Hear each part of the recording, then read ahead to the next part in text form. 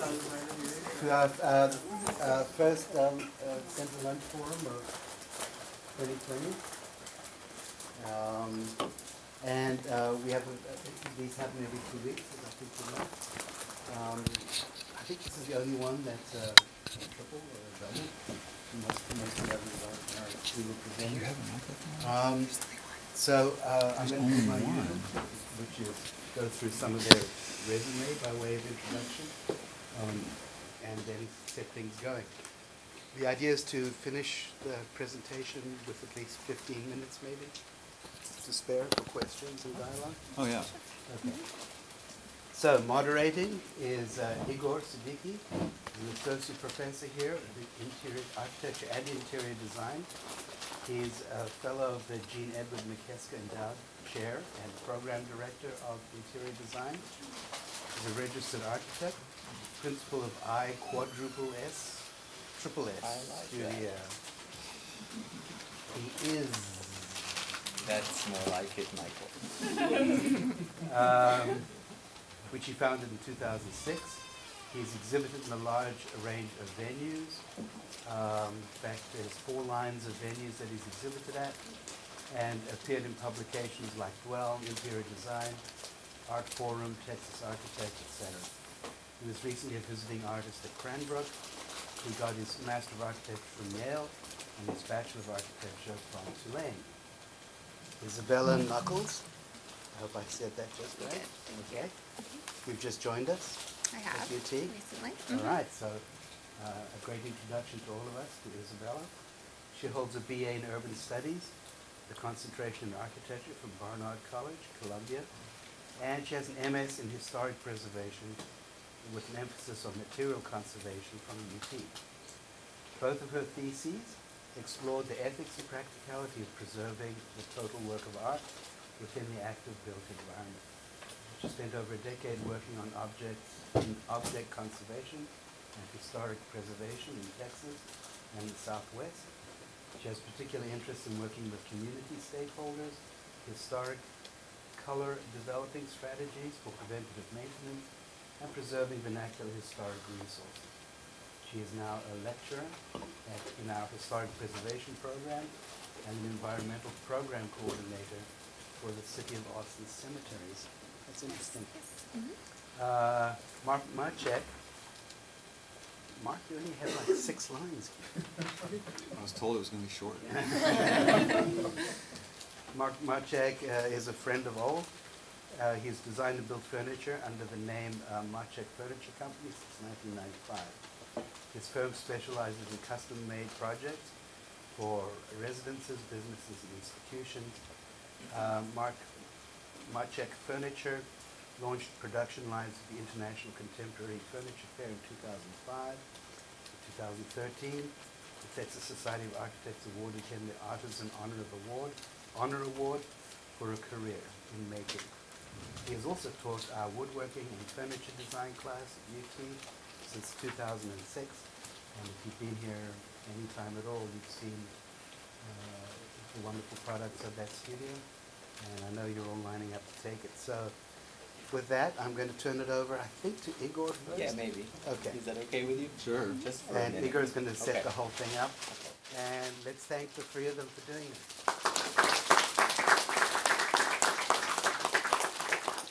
That's pre-victory. Thank you, Michael, for the introductions, and thanks to the center and Leora for inviting us to do this. I'm very excited to have this conversation today between the 2 of you, really. I think that we have a really exciting opportunity to hear a conversation about craft from 2 very different but uniquely qualified experts in their fields. So we've been talking about how this might go, and we have no idea if it will work, but I think that what we decided to do is that Izabella and Mark would both share a little bit about their work through images and words, just especially for students that may not know both of your work, bodies of work equally, just as a kind of introduction to give you a sense of their professional trajectory and their body of work. I think the idea is also that maybe their relationship to craft will kind of emerge throughout the conversation. I have 4 or 5 questions as prompts that maybe we can start with, but if the conversation goes in a certain direction, it could also just continue to go there. And if you need help, I can always pull out a question and we can keep going. So, but yeah, so I think it's a simple format. So let's see if it works. I've somehow wound up with my image in front, so I guess I'll start. Okay. I started as a designer, and I arrived at craft from the point of view of a designer, and I asked, what can craft do for me? The first thing is that craft expanded my range of options that were sound and reliable. Woodworking grounds my thinking about design at the same time as it adds to my visual vocabulary. My approach is that the material drives designs in wood. Wood has such extreme strengths and limitations that it's almost impossible to design without the material's engineering characteristics in mind. My design processes look for ways to make objects that express that material. And I am talking about design right now, not craft, but for me, craft and design are closely linked together. It's hard to talk about one without the other for me. I have a quote from Leora's thesis. When a craftsperson designs something, he goes through the process, when a craftsperson designs something, he goes through the process of making in his mind. And when he is working, he redesigns parts and ideas as he goes along. And this is inevitable, and it is this back and forth between making and thinking and making that is craftsmanship. There are endless little feedback loops also between making and designing. I've got 3 projects I'll show you really quickly. The chisel table is made with solid material, like this is a bamboo composite or cherry wood, and the joinery is very sort of clearly expressed in the design. Another type of design then would be, this is a chair that's made from bent laminations. So different technique. It's not solid material. It's thin layers of veneer that are glued together over a form. And that process helps to drive how this design would work. And one last example then is a table that's made with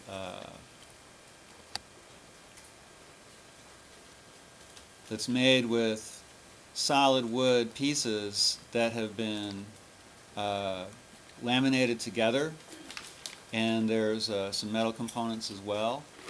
And I actually I used a CNC to make templates to make all the parts for this and then glued them together, but there's still a sense of how it's made.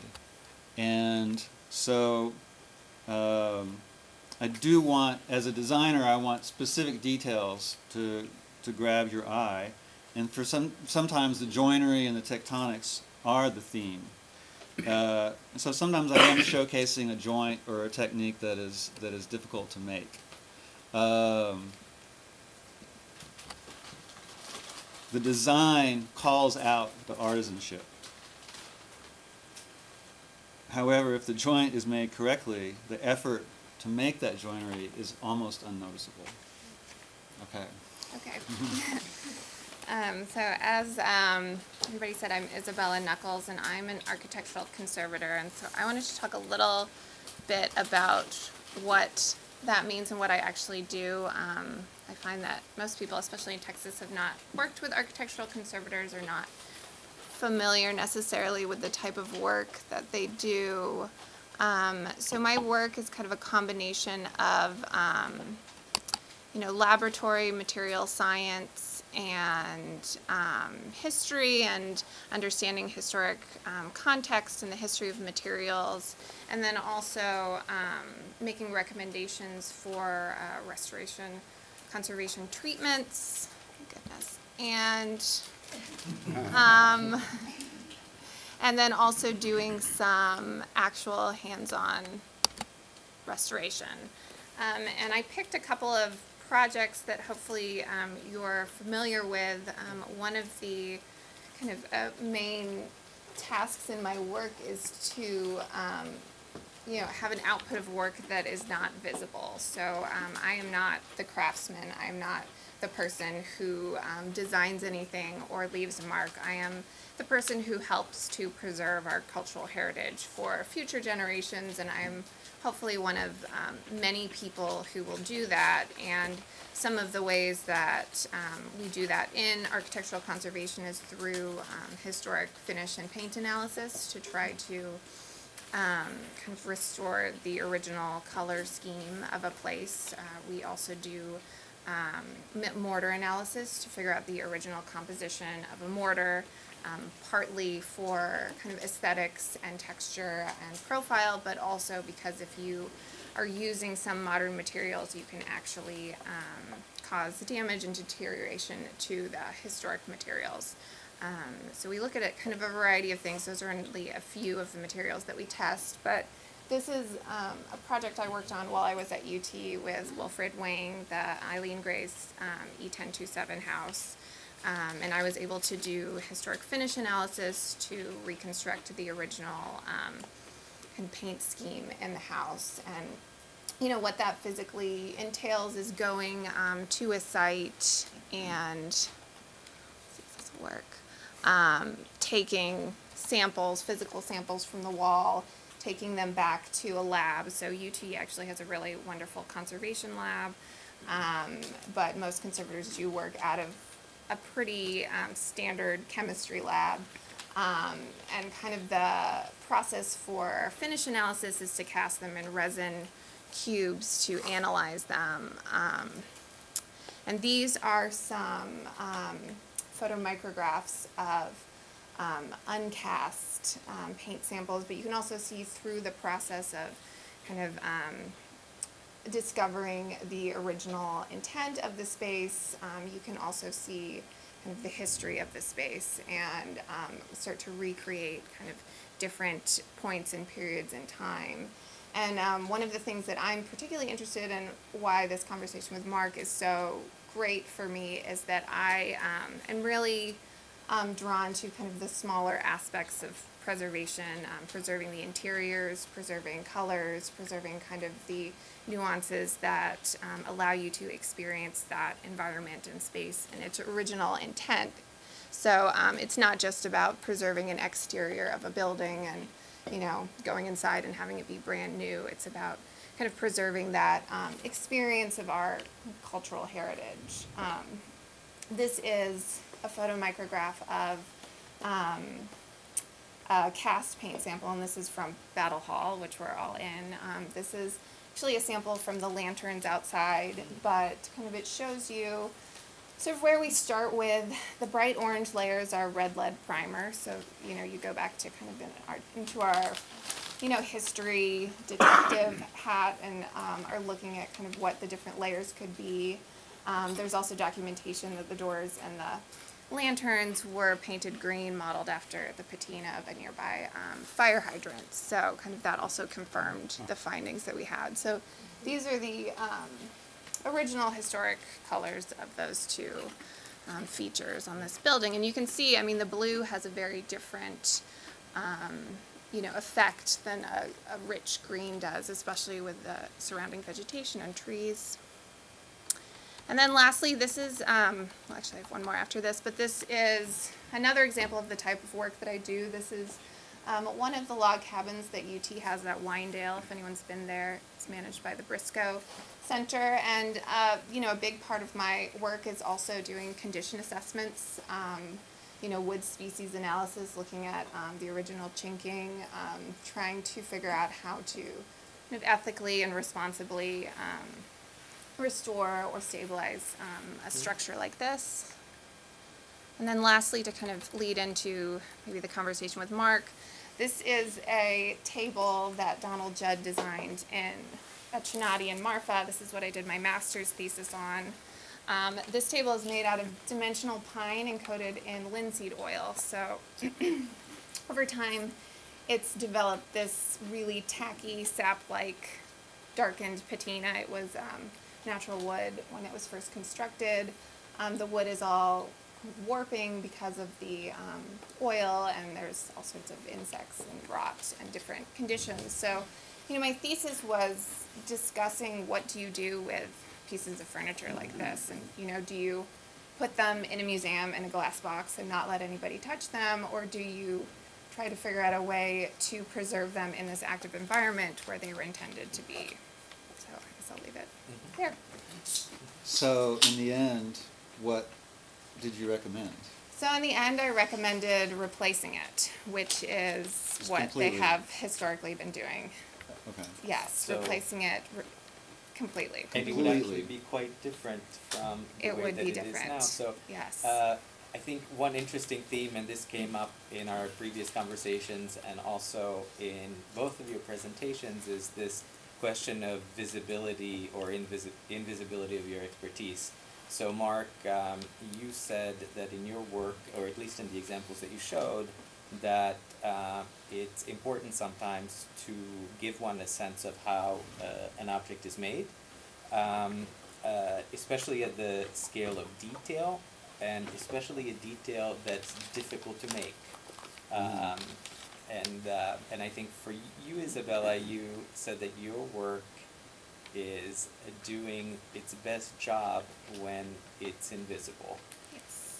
So we could have this kind of binary distinction that, one person's work is visible, the other person's work is invisible, but could you maybe talk about the kind of the flip side of that?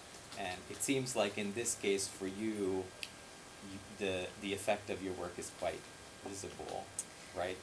Right, although I would argue that in trying to do a conservation treatment of this object or putting it in an interior, that's a more visible intervention than preserving kind of the environment of this piece and the original intention of the piece. But, this is a situation where there is a definite choice, and deciding who gets to make that choice. If, for instance, the artist or designer had intended this to fall into the ground, is it then my ability to make this choice of whether it gets to do that or whether it's something that we need to preserve, in a state such as this, kind of renewed every so often, or is it something that we need to, keep in a more precious state? So your conclusion makes it sound like your interpretation was that Judd wanted the table and chairs to be there in the courtyard, and that it wasn't a matter of the precious originality of that particular table and chairs, but that there was a good, usable set of tables and chairs that fit his Right. design and his intentions. Exactly. And in that case, simply replacing it would have been consistent with how you read his Right. intentions. Exactly, but if this, for instance, had been a piece that was originally housed in a museum or in an interior home or space, that may have a different approach to conservation. This site is very much of a site that you can interact with and has a lot of, spatial kind of awareness in terms of his work and the landscape. It's meant to be there, Right. but it's outside. Right. I guess that makes me wonder what happens if the original designer's intention, well, not their intention, but if their technical knowledge of how things age outside simply wasn't good enough. Like, Exactly. do designers make mistakes sometimes, basically? Right, exactly. And, and that's something we've talked previously about with, kind of mid-century materials in particular that sometimes are difficult to replace, interiors, veneers, things of that nature, that maybe were installed because of cost or because of fashion, but not for longevity necessarily. I think, back to the question, there are different sort of points of view on how much the artisan's hand sort of shows up in finished design. And I guess I definitely lean towards there are very few sort of marks, like chisel marks or knife marks or things left behind by the maker that for me the craft should look as though it was simply made, and then then the object just goes on. It has a life of its own after that. But as opposed to like Warden Esherick, who would basically carve his initials right into the tabletop, is to say, I'm the author of this table. I would say generally my point of view is a little more like, yeah, I am the author, but then once it's done, it's done. In the world, yeah. I guess I'm wondering what, Izabella, what furniture makers might do to help you with your job. I mean, generally, I think furniture makers feel a duty to make things that are going to last for generations. At least the ones that I know, and that's a different point of view from industrial designers who may or may not have that point of view at all. Right. But most of the wood artisans I know are trying to make something that's going to last as long as possible.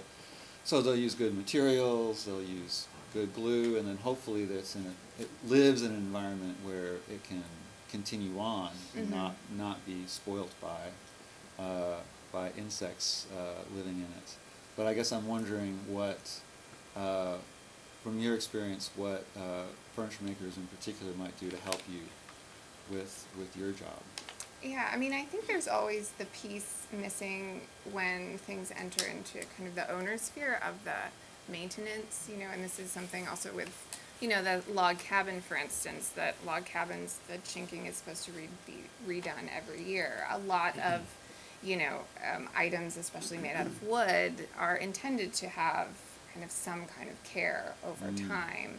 And, maybe there's just a loss in terms of personal ownership where people don't necessarily feel like they need to do any kind of maintenance. And I think, understanding that furniture, in order for it to live for, future generations to enjoy their, especially handmade furniture, not kind of industrial design, there is a level of care that needs to be taken, I would imagine, to, keep things in working order. Yeah, it just occurred to me that actually the reason why the world really needs you, one of the reasons, is that your job is to preserve or to keep alive poorly crafted but culturally significant objects. I mean, if you think about a lot of, let's say, experimental architecture, whether it's from the mid-century or whether it's more recent digital architecture, a lot of it is falling apart, but we don't want it to fall apart. Or plastics, let's say, or buildings that are formally experimental but don't have this kind of sense of what it means to make a composite section, so it's all concrete without, and so it seems like in terms of the 20th century, things that we're preserving are things that we love, but that are poorly made, and it seems, and I think when you talk about your interest in kind of 20th century legacy, I think a lot of it is that as well. Absolutely. So it's not sort of your craft on top of craft, it's kind of your craft on top of, I know you don't call your work craft, but let's say your expertise on top of cultural significance, right? That's kind of, that it's in a way some level of cultural significance that is a precondition for your work.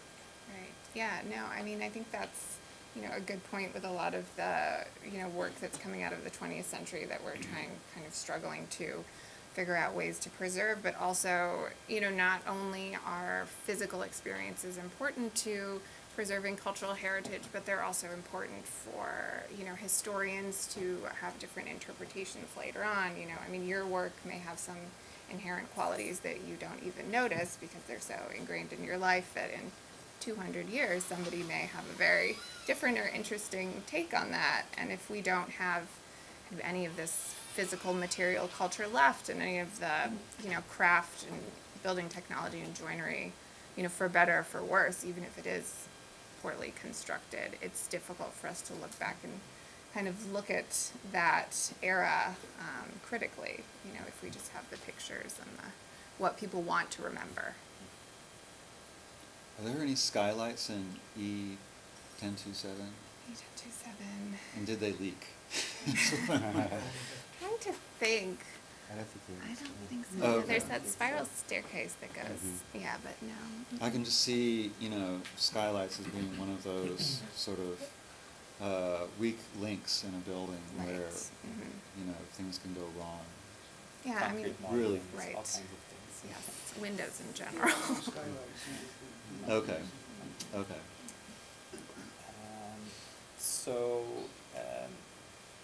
so I think for the students, I think one of the references, kind of 20th century references for the theory of craft is David Pye's work, and Pye would say that a work of craft is it's an object that goes beyond its function, an object that has been worked on more than the kind of its necessary minimal function, right? That's so so that it's another kind of layer of effort and expertise. So how do you know when your work is done, Mark? Oh, good one. And when is it at its best? Because some artists would say that their work is best at like 80% of completion, but is it the same for someone who makes furniture? Or is it like architecture where you always want it to be at like 120%? I mean, that extra effort, that unnecessary amount of extra effort really is part of what a craftsperson is sort of providing. They are going above and beyond what the bare minimum is, to make something. And that's definitely, part of how I approach things, also sort of as I'm running a business at the same time, and the people that I'm making things for want things that are clearly distinct. Like, these are not, minimal is fine, but minimal isn't banal. Minimal has to have also some elevated proportions or craft about it to make it feel like, to represent their values, I guess. I would say that it's definitely a balancing act. Not when something is done. When something is done, for me, is when it looks as nearly perfect as possible and has a beautiful finish on it. And I mean, I guess I've learned this from architecture school, that you want something that's complete, that you take a photograph of, and you say, this is really done. This has reached the zenith of all the work and effort that can happen. And this is its best, this might be the best it can do. David Pye would say, well, just hang on to that for another 25 years and see how that patinas as well. It might actually get better. That's right. That's right. So, but I'm also kind of balancing what I can get done within a certain amount of time. So, like, for instance, that chair that I showed was made of bent laminations, and I've thought about that chair for years before I made it, but it took so long to make it that I don't think I could make another one and make a profit on it. It was a great idea, but the amount of work just actually went beyond what was sort of economically viable. So it's already sort of hopefully gonna last a long time, but it's already one of a kind. Maybe after I die. Maybe. What about for you, Izabella? This question of time, and when do you know when you're finished? Right. And so I see myself as, one person, hopefully in a long kind of future of conservators and preservationists. So I think, responsibly, I'm finished when I have kind of created some kind of, physical report with photographic documentation of the work and whether, you know, action or inaction is the kind of chosen treatment, and having that documentation of what's been done or what hasn't been done and the existing conditions, you know, stored in an archival capacity so that, you know, the next person who comes along can pick up where I've left off. Because there's certainly, you know, preservation and architectural conservation is a relatively new field in the United States, and there are definite remnants of poor choices, physical remnants of poor choices that have been made, you know, in terms of patching and repairs and adhesives and this and that. So, you know, and a lot of that takes some kind of analysis and examination to figure out what did we do wrong, how do we correct that before we can go back and deal with the original work and the original problems. So trying to avoid leaving a mystery of mistakes behind. Too bad there isn't like a little vault in each building where Right. all the secrets of Everything. those materials are Yes. stored and can be accessed later Yes, on. all the original colors before they faded and light and everything. Yeah, well, Pai would also say that he famously defines craft as the workmanship of risk, and it's kind of the other to mass production, which is all about certainty, where you can get the same object over and over again, and that what makes it craft is that it requires continued attention and good judgment to for the object to succeed. And that care, and he care, says, is the most important Yeah. ingredient yeah, in that. and it's not for sure, right? And so the expertise is kind of measured by one's ability to maintain a certain kind of outcome, right? Which can be taken for granted. So how do you both deal with risk? I mean, you talk a little bit about other people's failures, but what else can go wrong, or what, or where is the risk? Where, you know, where do you locate risk in your own work that is then rescued by your own expertise, of course, or prevented by your own expertise? What risks are you? I mean, I think any irreversible intervention that I undertake, I would consider to be a risk, knowing that in the future there may or may not be better options.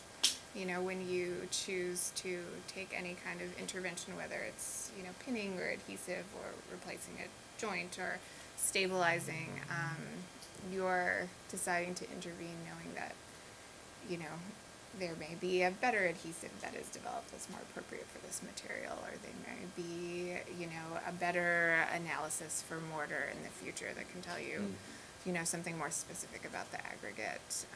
So, you know, certainly I think any intervention for Kind of me, leaving things open in yes, a way. yeah, That's very interesting. So you probably avoid epoxies and things that are permanent. generally speaking. Adhesives. Yeah, we strive for reversibility when at all possible. So you take but into account future expertise. yes, I or absolutely. future technology. And I think wood conservation is one where I really take that into account, especially, you know, outdoor furniture, where there are not a lot of great conservation interventions that are reversible for wood. No, it's a difficult. Right, and It's a so difficult subject. I usually err on the side of, you know, stabilization and waiting for documentation, stabilization, and waiting for the next to come instead of, you know, putting some horrible coating on it. What's your deal with risk, Yeah. Mark? My deal is, well, definitely something that's difficult to make there's risks involved. And, well, I make, you know, I make models, I make mock-ups, I make versions, I practice, and I know that before I actually build a certain thing that that I can achieve whatever that thing is, and if I can't, I'll change it so that I can do it. But I mean, I definitely, both me as a craftsperson, I expect a certain level of quality, and my audience, the people who own my furniture do as well. And so if I'm trying something that, you know, is not succeeding, I might revise the design, or I might just throw out that piece of, like, well, you know, I guess an option that I have that you don't always have conserving is I make a mistake, I can throw it away and I can do it again. It's not a build. Yeah, it's not a whole build. I have a little bit of a blank slate to start with. So I have that at least working for my advantage. But no, there's trial and error. There's you don't just try it the first time on the final version. You build it once in a mock-up sort of format. And you use mock-ups, I'm imagining? Oh, absolutely. Yeah, Mhm. you don't do the final test run on the actual object. But I mean, one thing with working with historic materials is you have to find a comparable material to do that mock-up with. I mean, using, you know, a brand new material when you're testing, for instance, a coating for a historic building, it doesn't work. So it's finding that kind of sacrificial material is also part of the challenge of, you know. Do the mock-ups get saved? Do the mock-ups get preserved? I just wonder if there might be these, like... Yeah, I think she called it sacrificial material. Sacrificial, yes. That's not what you said? That's what I said, yes, that's what I call It's it. a Yes, call I think to that's this what you're thinking. field. yeah, that's what I call it, sacrificial materials. I mean, I think most conservators have a kind of hoarding stockpile of their sacrificial materials, certainly. But those are your in case someone drawings, needs it again. right? Exactly. I mean, those are your drawings. And like if that's- you want, if you need to reference that kind of treatment in the future, certainly why sacrifice more materials when you already have. I just wonder if there might be a museum of conservation that would take Fran Gale's mock-ups and preserve them. That would be interesting. Museum of Oh, Sacrifices. A museum of sacrifices. Well, we were joking yesterday that we've been talking about craft in a very kind of professional context with both of your professional trajectories. Last night we were talking about how generalized craft is as a kind of term culturally, and we were saying that we could be talking about craft beer. But that kind of chuckle aside, I wanted to know how what you do professionally informs your broader worldviews and convictions, because if you read someone like Sennett, craft is a matter of doing whatever it is that you do for the sake of doing it well. So it's not specific to material, it's not specific to a discipline. So is there something that's generated within your practice that is more kind of generalizable in how you see the built environment, for example?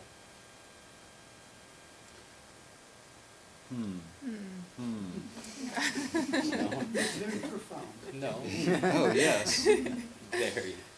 Well, I mean, I think you have a passion for what you're doing because Yes. you feel there's a value to those things. Yes, yes. And I'm reading that into your work, but I would say that as a craftsperson also has a pretty sincere passion about the quality of that work and it living on and other people being able to experience it.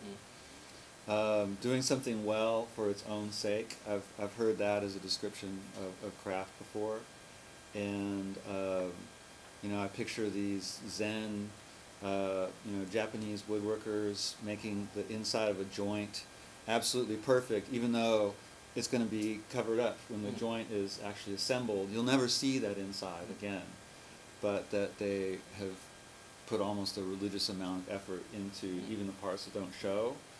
And I have to say that I can't put that kind level of quality into everything. It's just like a superhuman amount of work, and it's not Or what- romantic. Maybe, Yeah. maybe, and I know that a lot of traditional furniture is incredibly well finished on the exterior, and but the back is like saw marks on it, and the drawer has been, scrubbed with a hand plane and isn't varnished, and I'm sure you're seeing various levels of perfection and imperfection. That there's basically in traditional furniture and buildings, I'm guessing there's sort of a value system about which things get the most attention and which don't.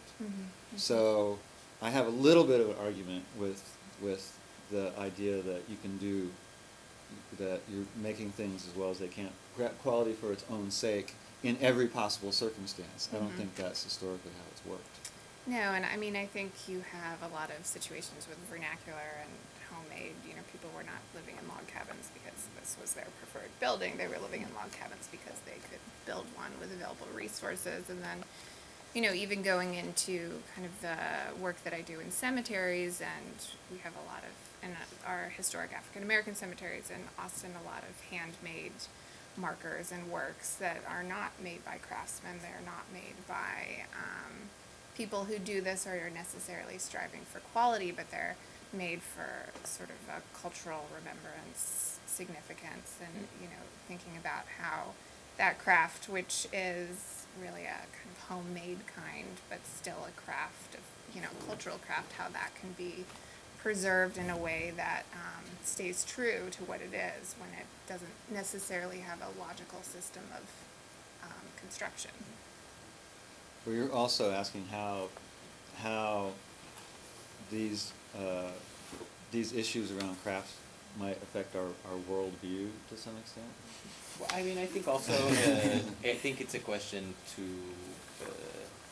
think about it more broadly. I think also for students, because our students are doing and will do different things. So I think it's just one way to kind of connect to your ideas about what it means to do something well. But we don't have to dwell on it, because I know that you both have questions for each other, or at least I know that Izabella has a question for Mark. I don't know if you, Mark, have a question for Izabella. Yes. Okay. So who's going first? Izabella, are you going? I can go first. Okay. Okay. And we discussed this yesterday, but I mean, one of my curiosities always as a preservationist and historian, and one of my wishes as somebody who is around a lot of architecture students, is for some kind of documentation of materials and intent to be somewhere. So I guess my question to you is how would you like your work to be viewed and preserved in 250 years? I mean, if you had a piece of outdoor furniture, would you want it to be replaced every 10 years, or would you be happy with it just kind of dissolving, or would you want it on a pedestal in a museum for everyone to look at? Right. I don't think that I have quite as much of a personal investment in authorship as someone like Donald Judd would have. And I think part of my goal is that those objects would live on, and that I would be fine with any intervention that keeps that object in circulation and keeps it there where people can still use it and benefit from it, hopefully. So I also, I see myself as something of a collaborator and less as an author. So I probably have a different point of view on it than somebody who has a much more sense of their own originality and the determinism of that originality does. Yeah, I would like anything that I do to last absolutely as long as possible. And if all four legs and the top get replaced and it's an entirely new table 250 years from now, I personally don't have any problem with that at all.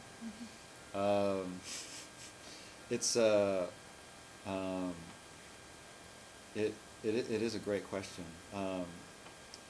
I wish I had a question as large in scale as that, for you. And maybe, am I done answering? Is there more to that question? No, I mean, That I haven't quite gotten to yet? I think that's a good answer, and I wish there was a way that we could kind of access this information from the past, or if in the future we could access that type of information for now. And I think Like a kind of a wheel. The will. Every exactly object the has its will own will. of the building. Especially when you're talking about experimental architecture that is very challenging to preserve.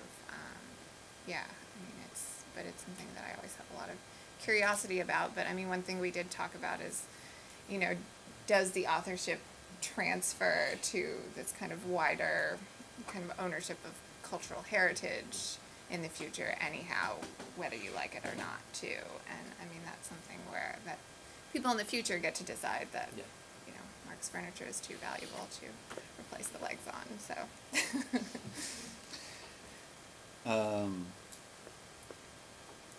Well, my question is a little more specific, I guess. I was wondering about E1027. Actually, Wilford had asked me if I would bid on making the coiffeuse, which he had rebuilt. And I'm trying to remember, does the original exist at all? No. Right. It's Okay. recreations. Okay. Yeah. Can you And describe what that is? the coiffeuse is basically a small cabinet used for getting dressed. So you sit down. It's only about 4.5 feet tall. It has a lot of little drawers and doors, and this particular one is quite asymmetrical in every possible way. I try to picture Eileen Gray sitting there, and it all opens up in the way that she wants to use it. And it's made of some wood and plywood and cork and aluminum. And the issue that I had was that I could do the woodwork, but I had to find somebody else to do the aluminum. And that polished aluminum, basically, I got two responses from people who were capable of doing it. One was, no, I'm not going to build that, it's too complicated. And the other one was, why are we using aluminum? Stainless steel polishes much better, it lasts a whole lot longer. And that unanodized aluminum is just going to, oxidize quickly, and the surface of it will lose its sheen, and it gets kind of this chalky sort of texture to it. Right. So this person's point of view was, well, we should make it out of stainless steel, and he hated aluminum because he lives near an aluminum mine. So he had a little agenda as well. But I guess I was curious on your take on that. Would you also have recommended aluminum in that situation? In that situation, I would have, and I think the materials, especially in that house, were specifically selected. And I think, when you're talking about steel versus aluminum, you're talking about, kind of different experiences in terms of weight and, aesthetics to a certain extent, and then also how they wear, because this is a house that did not look brand new except for the day it was brand new. So, to really experience the house, do you want it to be brand new every day? I mean, the aluminum did, I kind of acquire a patina over time originally, so why not have something that needs to be replaced later, just like it did before? I guess I wonder what her intentions were if she went with aluminum because it was more affordable. Right, and that's if she didn't another- realize that it would get sort of cakey after. She might have wanted stainless steel if she could. But I don't, unless she wrote something about it, we don't really know. Right, and then it's also, are you restoring the ideal kind of site, or are you restoring the actual site, and so that's also a question that, I try to restore what was actually there, even if somebody wanted something better or different, because then you're experiencing something different than she did originally. It's not quite Right. It's interesting. I think both of us are also very interested in furniture and the qualities of spaces that are both both the large scale of architecture, but the interior and the qualities of materials and the sort of the ephemera of interiors that is, it's for you, is part of that experience, the original experience of the building. Absolutely. And for me is I'm interested in these up close, issues of these materials and how we interact with them at a scale that's smaller than buildings. I was one of the reasons I went towards woodworking. I wanted to know that I was working with qualities that I could achieve that I might not be able to achieve as an architect specifying large amounts of sheetrock or whatever. Right. So I think I was reading about your inspiration from the Gropius house, and that when you were there, apparently they have left all the original Right. furniture and everything. So it is almost in the original state. Right. And that was part of your inspiration to work this way. Right. Yeah, I mean, I think preserving that experience is a really kind of special thing that preservationists of architecture get to do, that, we're not, in fine art conservation, you're preserving things that are important to cultural heritage, but they're in these kind of white rooms, and not necessarily within context, their original context, but kind of preserving that context in that moment is really intriguing to me. But it's just 10 minutes before 1, so I wonder if would you want to take a couple of questions from the students? Sure. Yeah. Absolutely.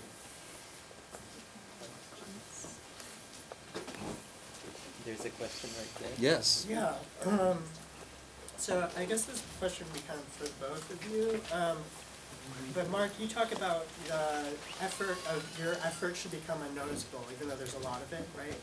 So it seems to me, I'm thinking about Pi quite a bit recently, that you're talking about mastery of the material, right? You want to be able to create exactly what you are imagining in your head.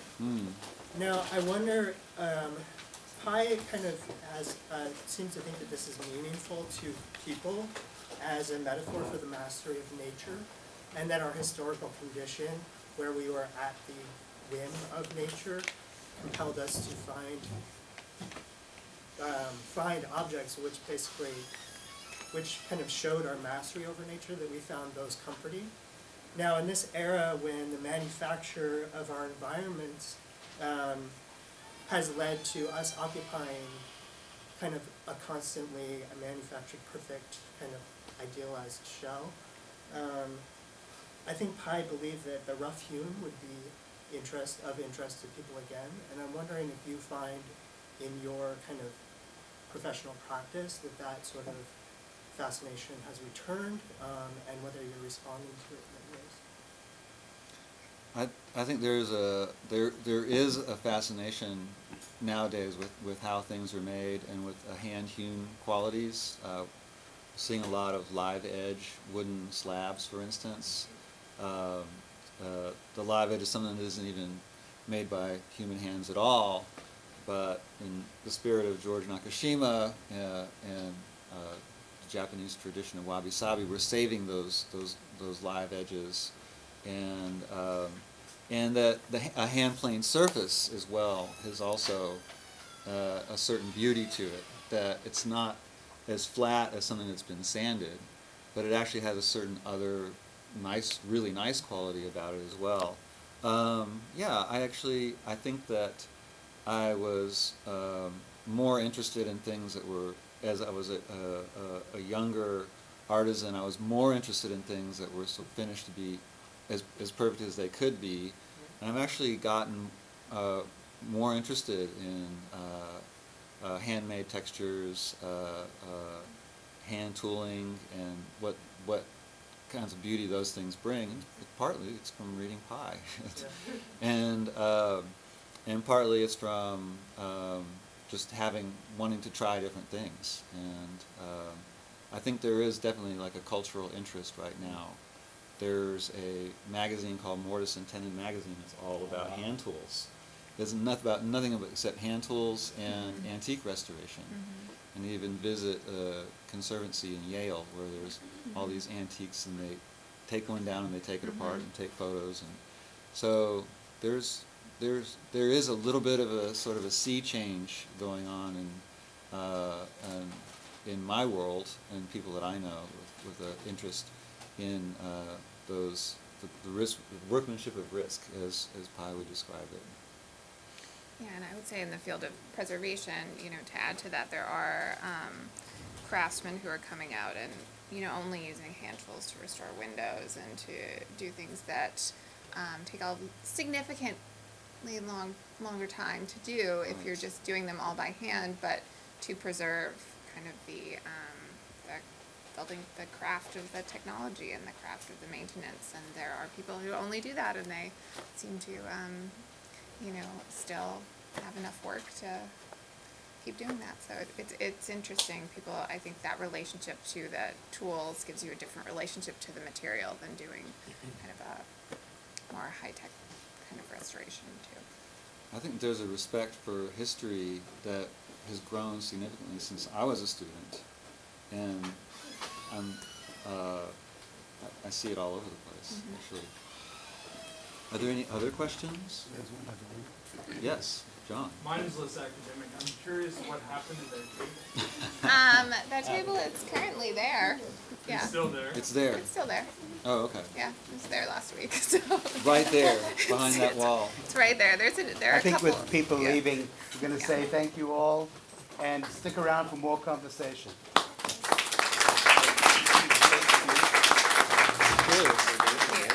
I would also like to point out that y'all are in craft school, and what you're doing is you're crafting drawings and models, and eventually you'll be crafting environments. But this is so totally relevant to Craft all the way what you're down. doing. Again, stick around for more conversation. You're going to studio?